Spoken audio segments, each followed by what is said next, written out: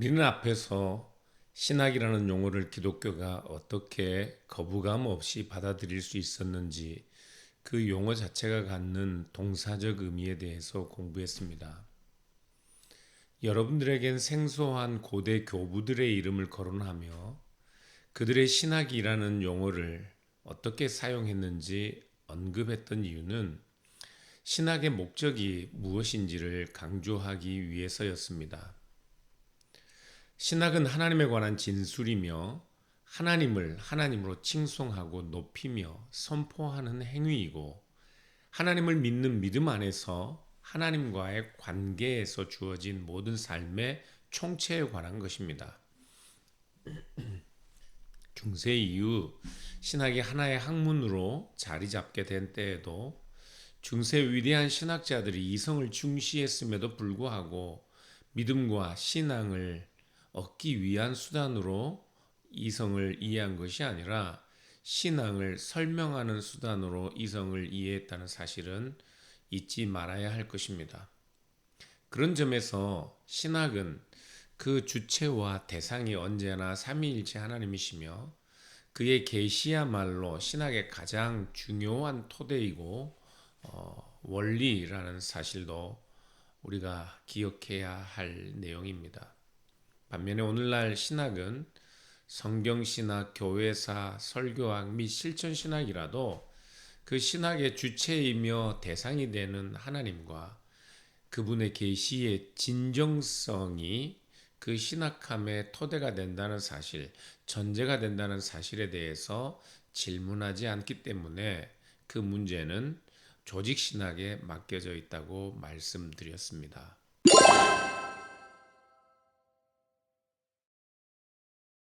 조직신학은 그 방법론에 있어서 체계적이고 구성적입니다. systematic and constructive 하죠.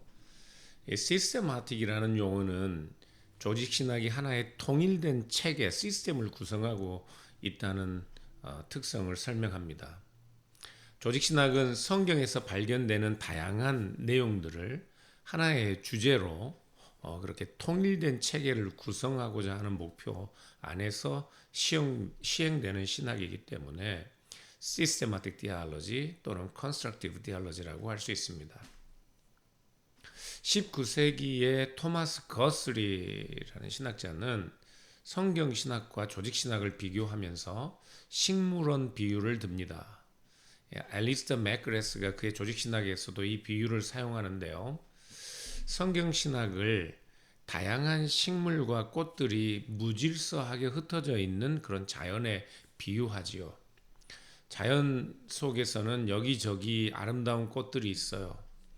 그런데 그 꽃들이 아름답기는 하지만 여기저기 종류별로 뒤섞여 있어서 그 꽃들을 그 이름이나 특성을 따로 구분하여 이해하기 어렵죠. 조직신학은 그 꽃들을 가져다가 종류별로 분류하고 조직적으로 배열한 그런 식물원에 비유할 수 있습니다. 식물원에 있거나 밖에 있거나 동일한 꽃이지만 식물원 안에서 정리되고 정돈된 꽃들은 자연의 신비를 밝히기 위한 면밀한 연구에 도움이 되겠죠. 존 프레임은 조직신학이란 주어진 주제에 관해서 성경 전체가 오늘날 우리에게 무엇을 가르치는지 그 질문에 대해 답하는 연구라고 설명했습니다. 중요한 주제에 관하여 성경 전체가 가르치는 내용을 체계적으로 정리한다는 점에서 조직신학은 성경을 다루는 구약 또는 신약 신학과 아니면 성경 신학과 구별된다고 말할 수 있습니다. 구약이나 신약, 성경 신학은 성경의 각 책 또는 책의 한 부분들을 다루고 성경 저자, 성경의 역사적 발전, 그 해석의 발전 또는 현대적 의의를 다룰 수 있겠죠. 성경 신학자들은 그 학문의 특성상 조직신학의 결과물들은 되도록 그들의 연구에서 배제하려고 합니다. 그러나 조직신학은 성경 신학의 자료들을 철저하게 이용합니다. 성경 신학을 신학의 원재료로 하여 주제를 구성하고 교의를 구성하는 그 내용들을 성경 신학과 함께 해설합니다. 때로는 그 성경 신학의 연구 결과들을 통해서 조직 신학의 내용을 수정할 때도 있습니다. 이러한 방법론은 조직 신학이 모든 성경 구절들의 주제나 가르침을 수집하여 성경 전체가 일관되게 주장하는 내용을 산출하기 위함입니다. 그것이 조직신학의 특별한 과제라고 말할 수 있겠죠. 조직신학은 주제에 의해 신중하게 체계화되고 구성된 신학입니다. 그래서 조직신학이 다루는 주제들은 그래서 임의로 아무렇게나 배열할 수 없고 전체적이고 조화로운 체계로만 구성할 수 있습니다. 그래서 우리는 조직신학을 구성적 신학이라고도 말할 수 있겠죠.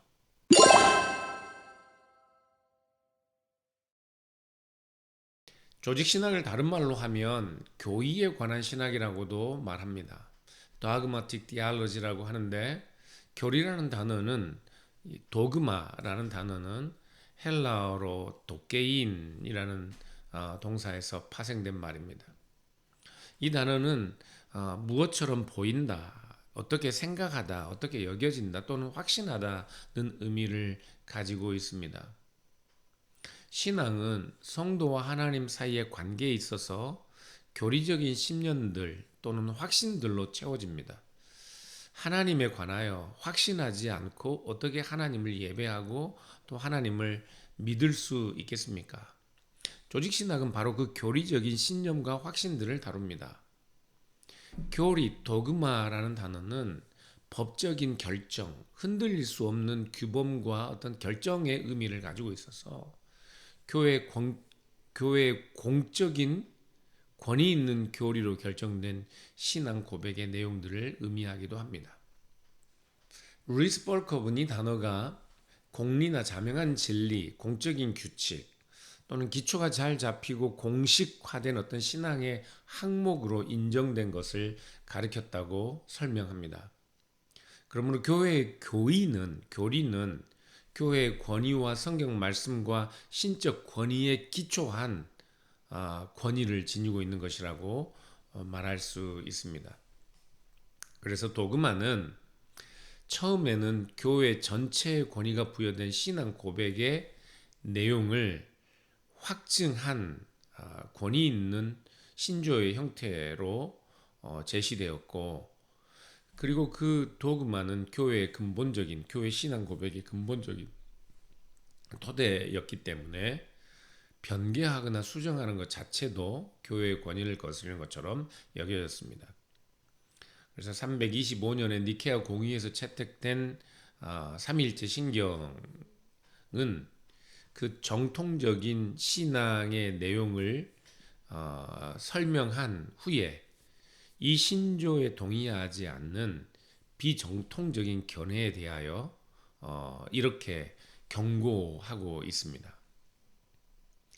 성자께서 안 계신 때가 있었다든지, 그가 태어나기 전에는 그가 계시지 않았다든지, 그가 무로부터 생성되었다고 말하거나 성자가 다른 본체나 본질로부터 유래했다든지, 피조물이라든지 가변적이라든지 변화한다고 주장하는 자들은 보편교회가 저주하노라.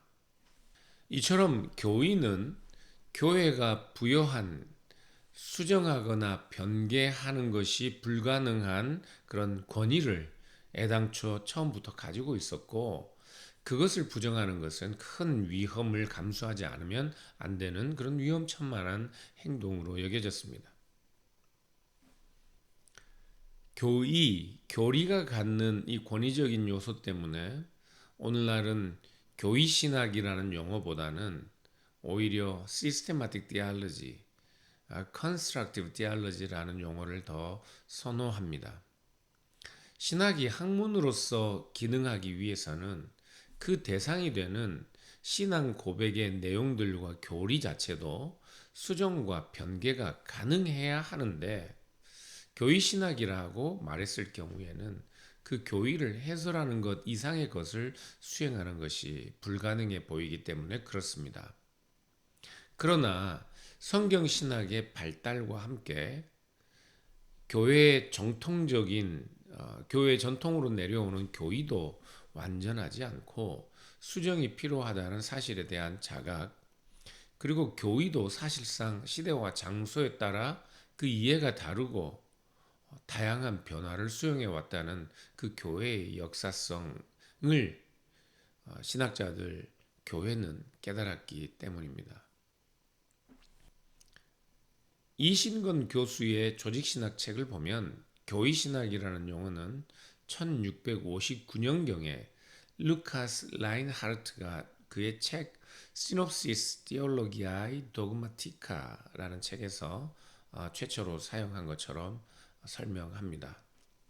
헤르만 바빙크는 교의학을 하나님에 관한 지식의 학문적 조직체계라 불렀고, 핸드리쿠스 베르크호프는 교의학이란 하나님이 그리스도 안에서 우리와 관계 맺으신 것에 관하여 조직적으로 사고하는 학문이라고 밝힌 것처럼 이 조직신학 또는 교의신학이라는 이 용어는 고대로부터 중세 현대에 이르기까지 다양한 이름들로 설명되어 온 기독교 신학의 총체, 신앙 고백의 총체, 특정한 주제에 관하여 성경이 말씀하는 내용에 대한 전체적이고 총괄적인 해석을 다루는 학문이라고 설명할 수 있겠습니다.